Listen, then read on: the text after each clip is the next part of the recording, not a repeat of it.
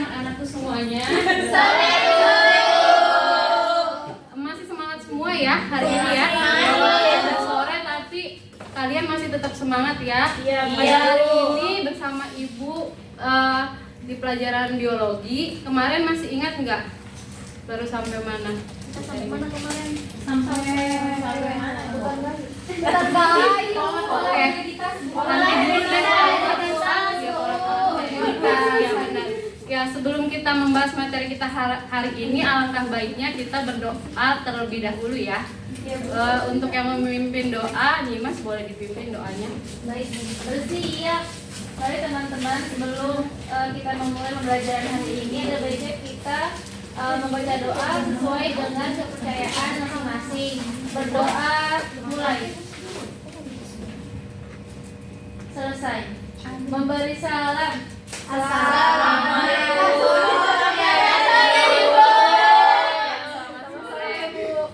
Ya, tadi kan tadi kan katanya materi pembelajaran kita itu kemarin tentang pola-pola hereditas. Nah, ada yang tahu tidak? Hari ini kita mau mempelajari apa? Evolusi. Kita akan mempelajari evolusi, yaitu materi yang baru ya. Baik, sebelum itu Ibu mau menampilkan gambar ini ya. Ini gambar dari gambar tersebut kita dapat melihat bahwa kehidupan kita yang dulu itu seperti apa ya, sampai dengan kehidupan kita sekarang ini. Berarti mengalami perubahan ya. Berapa sih kita? Nah, dari gambar ini ada yang bisa menjelaskan tidak apa yang terjadi dari peristiwa tersebut? Mungkin bisa angkat tangannya. Ayo Bu, coba Bu. Oh iya. Oh Kak Lina. Ya, Kalina, Kalina bisa menjawab. Iya, baik. Perkenalkan saya Hermolina Pradalo. Dari gambar ini yang saya bisa tangkap bahwa ada perubahan Ibu. Perubahan makhluk hidup purba sampai sekarang makhluk hidup modern. Jadi dari makhluk hidup purba itu kita bisa lihat ukuran yang kecil, dia juga membungkuk, masih menggunakan tangan juga sebagai alat geraknya. Kemudian mulai berubah lagi seiring dengan perkembangan zaman, dari penggunaan alat untuk memburu juga bisa ada perbedaan sampai akhirnya di manusia modern. Itu Ibu. Ya, benar sekali. Beri aplaus untuk Hermolina. Pelajarannya sangat lengkap dan bagus sekali ya. Dari gambar tersebut kita dapat melihat bahwa zaman dahulu itu dikatakan bahwa manusia itu berkerabat dekat dengan kera. Iya. Nah, perubahannya itu bisa dilihat dari gambar ya, dari awalnya kecil hingga besar dan mengalami perubahan yang sangat signifikan ya. Hingga pada saat ini kita sudah mengalami zaman yang sangat canggih ya, dari teknologinya juga. Oh iya, silakan masuk. Oh iya, kita akan. Nah, tujuan pembelajaran kita hari ini yaitu yang pertama, peserta didik mampu mengidentifikasi pengertian evolusi dan perbandingan teori evolusi. Yang kedua, peserta didik mampu mengetahui fenomena teori evolusi. Dan yang ketiga, peserta didik mampu menjelaskan mengidentifikasi bukti-bukti dari evolusi. Dan yang terakhir nanti, peserta didik mampu membuat karya ilmiah berupa infografis.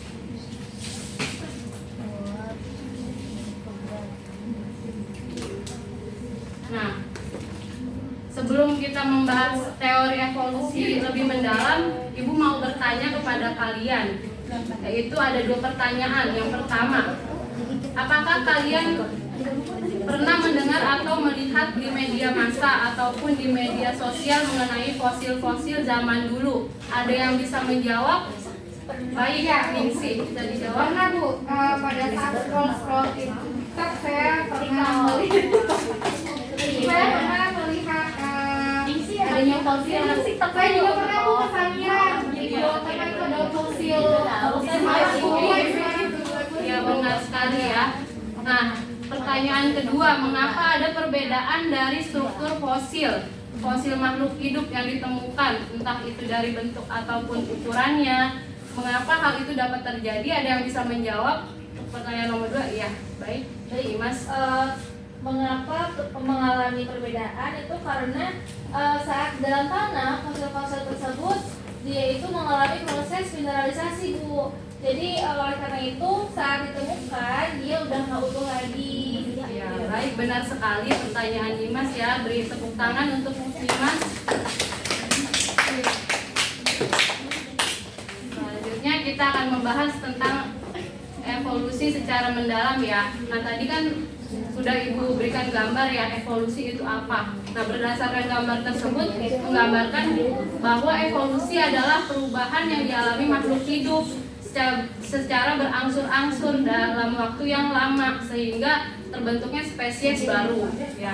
Seperti itu tadi awal mulanya berdasarkan teori bahwa manusia itu berkerabat dekat dengan kera ya. Nah, secara berangsur-angsur maka perkembangan perubahannya sudah terlihat, kita menjadi manusia yang lebih lebih modern lagi ya. Nah, perubahan tersebut terjadi karena adanya kombinasi 3 proses utama dalam evolusi, yaitu variasi, reproduksi, dan seleksi. Ya. Nah, kita akan membahas, evolusi itu kan banyak teorinya ya. Nah, kita pada hari ini akan membahas lebih mendalam tentang perbandingan teori berdasarkan para ahli, yaitu ada teori Lamarck, Darwin, dan Weismann. Nah, pada mulanya untuk teori Lamarck itu berpendapat bahwa pada mulanya nenek moyang jerapah itu semua lehernya pendek. Namun karena dia memakan memakan daun yang rantingnya tinggi, maka leher jerapah itu akan memanjang. Nah, seperti itu. Nah, selanjutnya Lamarck juga berpendapat bahwa ada prinsip use and disuse. Nah, use itu ketika jangan berisik ya. Siapa yang berisik nih? Nanti Ibu suruh maju menjelaskan ya. Nah, prinsipnya itu ada use dan disuse. Nah, use itu ketika organ tubuh yang digunakan itu sering digunakan, maka ia akan berkembang dengan baik. Misalkan jerapah itu dia menggunakan leher. Nah, lehernya itu untuk menjangkau ranting-ranting pohon yang tinggi, maka dia akan berkembang baik. Lehernya itu akan bertumbuh dengan besar dan ototnya kuat. Sedangkan disuse itu ketika organ yang digunakan itu tidak digunakan dengan atau jarang digunakan, maka sama kelamaan organnya itu akan menghilang atau akan rudimentasi. Nah, selanjutnya pendapat Charles Darwin. Pada mulanya nenek moyang jerapah itu ada 2, ada yang berleher pendek dan lehernya panjang. Namun ketika itu jerapah yang lehernya pendek, dia itu kehabisan makanan, daunnya yang rantingnya itu pendek habis, maka jerapah yang berleher pendek itu akan meninggal, sedangkan yang punah. Nah, sedangkan jerapah yang lehernya panjang dia masih bisa bertahan hidup karena dia masih bisa menjangkau ranting yang lehernya panjang. Nah, selanjutnya perbandingan teori Agus Weismann dengan Charles Darwin ya. Kalau Agus Weismann itu dia berpendapat bahwa jerapah itu ada 2 gennya ya. Ada gen jerapah yang berleher pendek dan leher panjang. Kalau jerapah yang berleher pendek itu dia memiliki gen yang resesif, sedangkan jerapah yang berleher panjang itu dia memiliki gen yang dominan. Nah, Weismann berpendapat bahwa jerapah yang berleher pendek itu dia akan punah karena dia bersifat resesif, sedangkan jerapah yang berleher panjang itu dia akan bertahan sampai sekarang kan. Leher jerapah itu panjang. Nah, itu yang dominannya akan tetap bertahan. Sedangkan Charles itu evolusinya terjadi melalui seleksi alam. dijelaskan. Nah, Agus Wisman itu dia menentang teori Lamarck dengan melakukan percobaan mengawinkan tikus yang berekor panjang sama-sama ekor panjang, namun diberikan perlakuan. Jadi tikus yang berekor panjang itu dia sama-sama dipotong ekornya, lalu dikawinkan. Nah, setelah dikawinkan ternyata hasil F1-nya dia tikusnya itu tetap panjang. Jadi dia itu membuktikan bahwa perubahan sifat dan fungsi organ tubuh sebagai akibat adaptasi akan diwariskan pada keturunannya itu salah. Jadi Wisman itu berpendapat perubahan sifat akibat pengaruh lingkungan tidak akan diwariskan. Nah, baik, sampai sini ada yang ingin ditanyakan? Ada yang kurang paham? Paham ya? Paham. Nah, baik, Ibu akan menampilkan video ya. Video tentang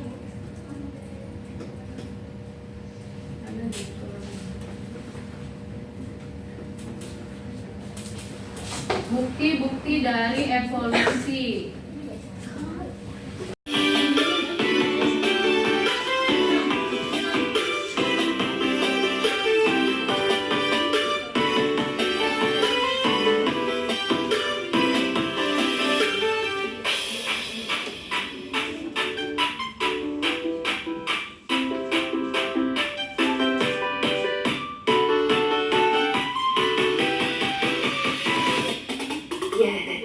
Baik, videonya sudah habis ya. Dari video yang Ibu tayangkan, ada yang bisa memberikan paparan tentang apa video yang Ibu sampaikan? Ada yang bisa memaparkan?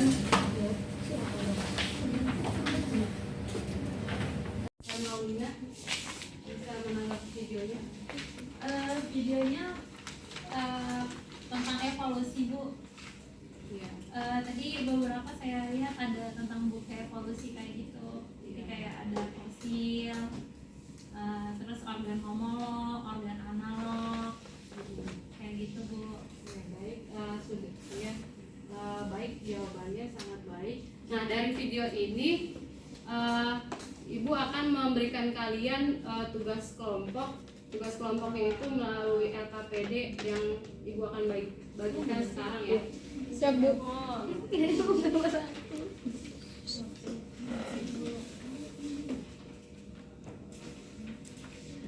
Kalian sudah membagi kelompok kan ya tadi ya? Berdasarkan Sudah, Bu.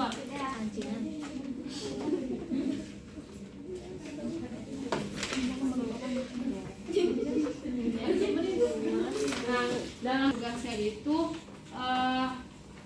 mencatat pertanyaan-pertanyaan berdasarkan penjelasan yang Ibu sampaikan tadi dan video yang sudah ditampilkan ya. Nanti satu kelompok maju ke depan yang memaparkan hasilnya.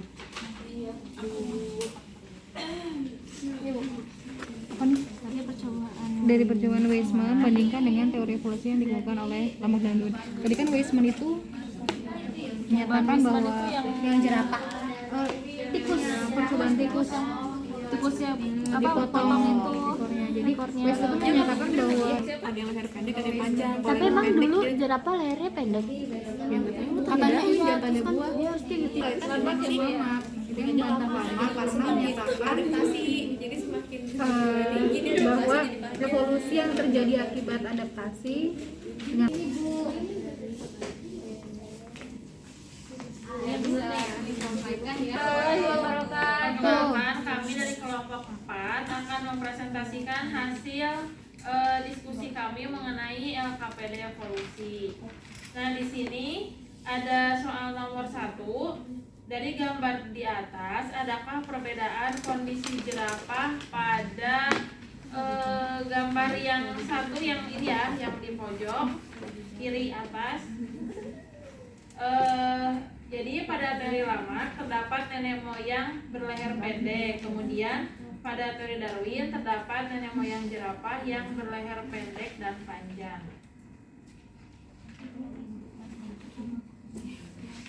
Selanjutnya nomor 2, yang terjadi pada gambar nomor 2 adalah ini yang tadi.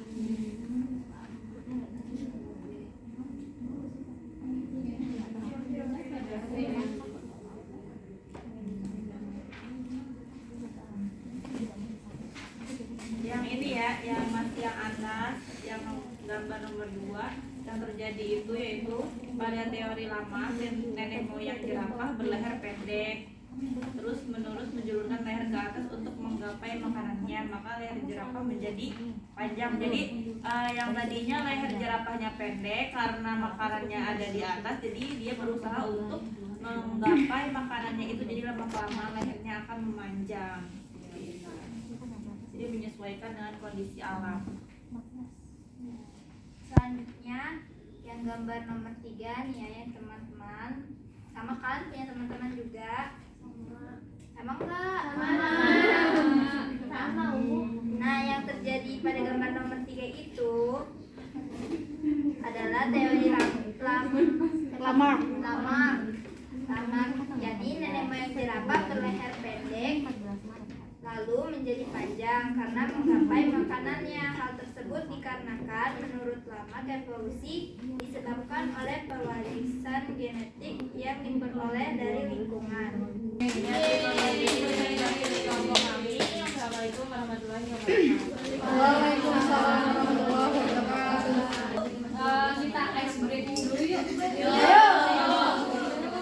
Gampang kok ice breakingnya. Ayo. Karena dia bisa sendiri. Ya, aku ya ini. Ya ini Mas yuk. Gimana? Ya,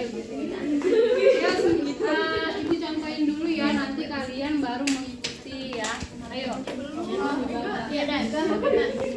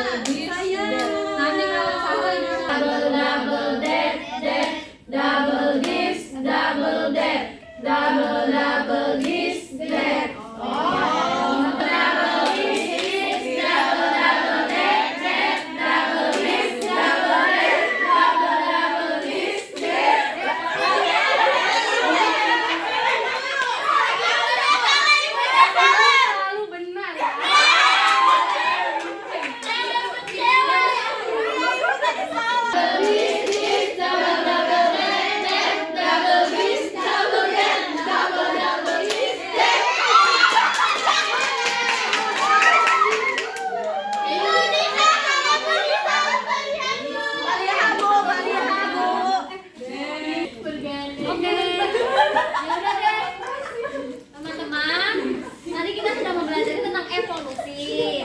Nanti itu evolusi itu banyak teori-teori dalam evolusi. Ada teori Lamarck, teori Darwin, Weismann, seperti itu. Tentang teorinya kayak mempelajari tentang jerapah yang lehernya pendek, lama-lama akan punah. Dan yang akan bertahan hidup jerapah yang panjang karena kebiasaan makan itu pohonnya tinggi, seperti itu. Oke. Ya, itu kalau yang Darwin berarti kan proses seleksi akibat evolusi akibat seleksi alam. Jadi leher yang pendek itu akan mati, sedangkan kalau yang Lamarck itu kan evolusi terjadi akibat proses adaptasi. Jadi yang lehernya pendek jadi panjang. Kalau Weismann itu evolusi terjadi akibat perubahan materi genetik, kayak tadi perubahan apa? Tikus ya, Bu. Jadi tikus yang potong ternyata nggak menghasilkan keturunan yang pendek. Adapun bukti evolusi salah satunya adalah fosil ya, Bu. Iya, Bu. Oke, itu teman-teman. Ya. Kita untuk kedua. Ini kita sudah belajar yang pertama itu pengertian dari evolusi sendiri ya. Yang kedua kita mempelajari tentang perbandingan teori-teori evolusi. Ada teori apa aja? Darwin, terus apa lagi? Weismann ya. Terus habis itu mempelajari apa lagi? Bukti-bukti dari evolusi. Salah satunya ada fosil. Ada teori perbandingan. Terus apa lagi? Organologi ya. Nah, Baik, ada yang ingin ditanyakan dari pembelajaran kita hari ini? Tidak, Bu. Ya, Ibu akan memberikan Hadiah. tugas lanjutan ya. Membuat infografis ya, infografis tentang asal usul kehidupan ya, dari awalnya seperti apa. Nah, itu tugasnya itu individu ya. Nanti kalian upload di sosial media kalian, misalkan Instagram ya. Nah, ada yang ditanyakan? Gampang ya tugasnya ya, individu. Minggu depan, Bu, selesai. Ya, minggu depan dikumpulkan hari Senin ya. Oke, baik, Bu. Ya, baik. Nah, terima kasih untuk pembelajaran kita hari ini. Semoga pembelajaran kita bisa bermanfaat. Sekian dan terima kasih. Mohon maaf jika ada kesalahan kata. Ya. Ibu tutup ya.